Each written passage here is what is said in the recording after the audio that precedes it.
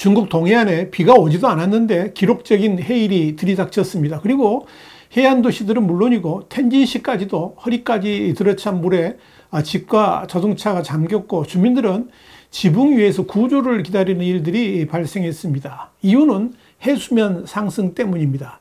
이로 인해서 중국의 동해안 도시들은 대혼란에 빠졌습니다. 이제 베이징도 더 이상 안전하지 않다는데 이 문제에 대해서 와이타임스가 짚어봤습니다. 지금 시작합니다.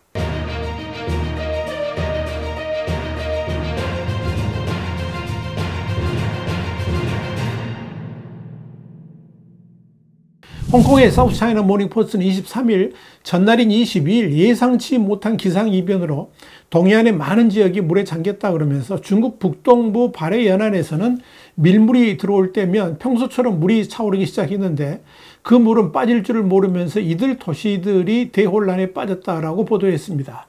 사우스차이나 모닝포스트는 이어서 어둠이 깔리자 해일은 랴오닝성과 허베이성이 여러 해안 지역과 수도 베이징에서 남동쪽으로 100km 조금 넘는 곳에 위치한 텐진시를 휩쓸었다 그러면서 내륙 지역에 물이 빠르게 범람하면서 긴급 대응이 이루어지고 그동안 볼 수 없었던 기록적인 해일도 발생했다라고 전했습니다. 국가해양환경예보센터의 폭풍해일 예보실 책임자인 푸치푸는 24일 국영신화통신과 인터뷰에서 뚜렷한 바람과 파도가 없는 상황에서 이렇게 넓은 지역의 수위가 갑자기 상승한 것은 국내는 물론이고 국제적으로도 기록된 적이 없다 이렇게 말했습니다. 그만큼 중국 역사상 그리고 세계 역사상 유례를 찾아볼 수 없는 이례적인 일이다 하는 이야기입니다.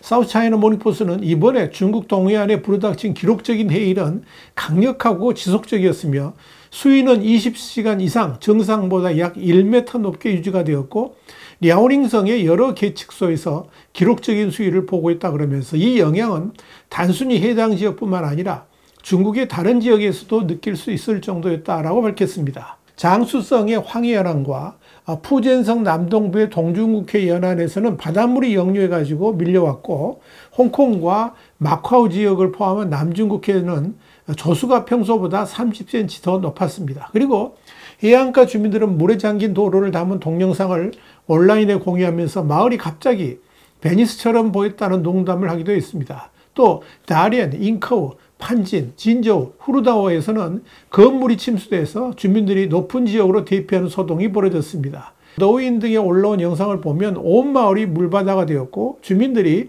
지붕 위에서 구조를 기다리는 장면들이 보입니다. 이런 일들이 눈길을 끄는 것은 비가 전혀 오지 않았음에도 이런 일이 발생했다는 겁니다. 항구에도 바닷물이 뒤덮이면서 한동안 업무가 마비되기도 했습니다. 사우스차이나 모닝포스트는 해수면이 상승하자 천연자원부는 해양재해에 대해서 4단계 비상대응을 시작했다 그러면서 랴오닝성, 텐진, 허베이성, 산둥성의 전문가 5개 팀을 파견해 가지고 현재 높은 수위를 조사하고 피해 상황을 평가했다라고 밝혔습니다. 자, 그렇다면 중국의 동해안이 이렇게 급작스런 해수면 상승을 보인 이유는 뭘까요? 여기에 대해서 아마추어 기상 애호가 그룹은 이번 사태가 천문학적, 기상학적, 해양학적, 지형학적 요인이 복합적으로 작용한 결과다 이렇게 설명하는 동영상을 게시했습니다.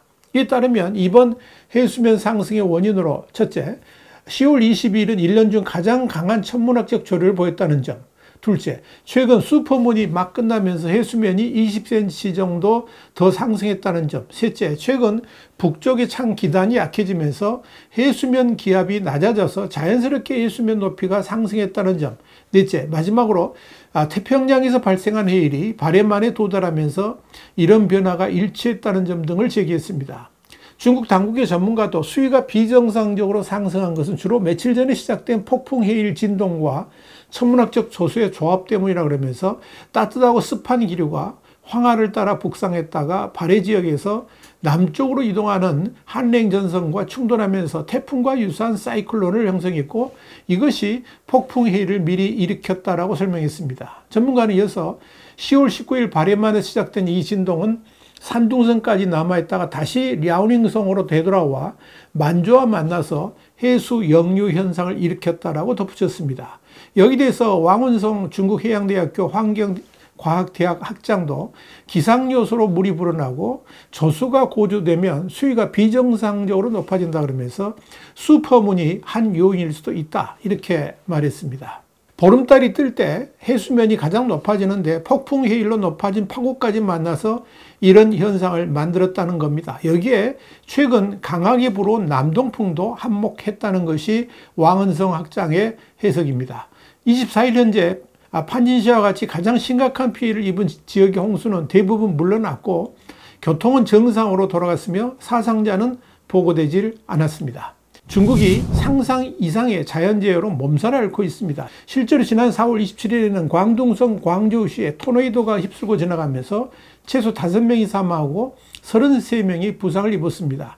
건물 피해도 141채에 달했습니다. 현지 당국의 조사 결과 토네이도 영향권은 길이 약 1.7km, 폭 280m였고 발생지에서 2.8km 떨어진 양텐충 관측소에서는 최대 풍속이 초속 20.6m로 측정됐습니다. 이후 웨이보 등 소셜미디어에는 당시 고압전선에 불꽃이 튀기더니 크게 폭발하고 마치 재난영화 속의 한 장면처럼 철제 구조물들이 무더기로 하늘 높이 치솟아 오르는 장면이 공유됐습니다. 토네이도가 주변 쓰레기와 건물 잔해들을 한꺼번에 쓸면서 전진하는 모습도 나옵니다. 이런 모습을 보고 경악한 이 누리꾼들은 세상에 종말이 오는 줄 알았다, 이런 말을 남기기도 했습니다. 광둥성에서는 4월 중순에도 100년 만의 홍수로 11만 명이 대피를 했고 사망자 4명과 실종자 10명이 발생했습니다.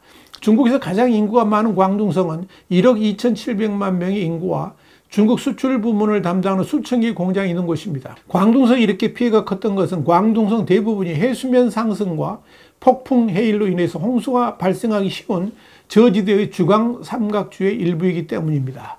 이런 가운데 중국의 주요 도시들이 급속한 지반 침하 현상으로 점점 가라앉고 있다는 경고가 나왔습니다. 특히 이런 지반 침하의 기후변화로 인해서 해수면까지 높아지면서 지하수가 고갈되고 있고 동시에 건물의 무게로 인해 땅이 버티지 못하고 내려앉는 현상이 겹치면서 중국 영토의 절반 가까이가 가라앉고 있다는 겁니다. 국제적 학술지인 사이언스는 지난 4월 19일 성리타오 중국 베이징대 교수가 이끄는 50여 명의 연구진이 발표한 논문을 게재하면서 중국 주요 도시들이 과도한 지하수 사용과 고층 빌딩 건설로 매년 10mm 이상 가라앉고 있다 그러면서 이대로 방치하게 되면 수억 명의 중국인들이 위험에 처할 수 있다고 밝혀서 눈길을 끌었습니다. 사이언스의 논문에 따르면 중국 인구 29%를 차지하는 도시 지역 대부분이 빠른 속도로 침하고 있는 것으로 나타났습니다. 분석 대상 도시의 면적 45%는 매년 3mm보다 빠른 속도로 가라앉고 있는 것으로 나타났습니다. 이곳에 살고 있는 사람은 2억 7천만 명이 달합니다. 또 매년 10mm보다 더 빠르게 가라앉는 땅은 16%에 해당되는데 이곳에는 6,700만 명이 살고 있습니다. 일부 도시에서는 연간 22mm가 가라앉을 정도로 심각한 상황입니다. 문제는 이 같은 추세가 계속된다면 앞으로 100년 이내에 중국 영토의 약 26%는 해수면보다 낮아질 것이라는 점입니다. 여기대 연구진은 이 지역에는 중국 인구의 29%가량이 살고 있다 그러면서 도시 침하를 막기 위한 보호 조치가 이루어지지 않으면 상당한 문제가 발생할 것이다, 이렇게 분석을 했습니다. 문제는 이런 지반 침하로 인한 위기 상황이 중국의 주요 대도시들에서 이미 나타나고 있다는 겁니다. 지역별로 보면 수도 베이징은 물론이고 텐진, 상하이, 광저우 등 해안 대도시들이 특히 위험한 것으로 조사됐습니다. 특히 지반 침하의 영향은 해수면이 상승하는 해안을 따라 더 심각해지기 때문에 주의해야 되는데 이는 폭풍과 홍수에 더 쉽게 노출될 수 있어서 그런 겁니다. 텐진에서는 지난해 아파트 단지 내 도로 곳곳이 꺼지고 아파트가 기울어져서 주민들이 대피하는 소동이 빚어지기도 했습니다. 이렇게 텐진에서 일어난 전조현상이 날이 갈수록 중국 전역에서 일어날 수도 있다는 것이어서 급격한 도시화에 따른 대비가 필요한 것으로 지적됐습니다. 이런 차원에서 이번 중국 동해안 도시의 해수면 급상승 문제도 바라볼 필요가 있습니다. 개발 중심의 과도한 정책이 지반 침하를 가져왔고 여기에 기상이변으로 인한 해수면 상승이 이번에 혼란스러운 사태를 불러온 것입니다. 중요한 것은 이런 사태가 이제 시작이라는 겁니다. 그런데 여기에 대해서 중국 내에서는 의외로 잠잠합니다. 혼란의 확산을 중국 당국이 원하지 않기 때문일 것입니다. 그래서 중국의 미래가 더 걱정되는 것입니다. 와이타임스 국제정세 분석의 추불이었습니다. 감사합니다.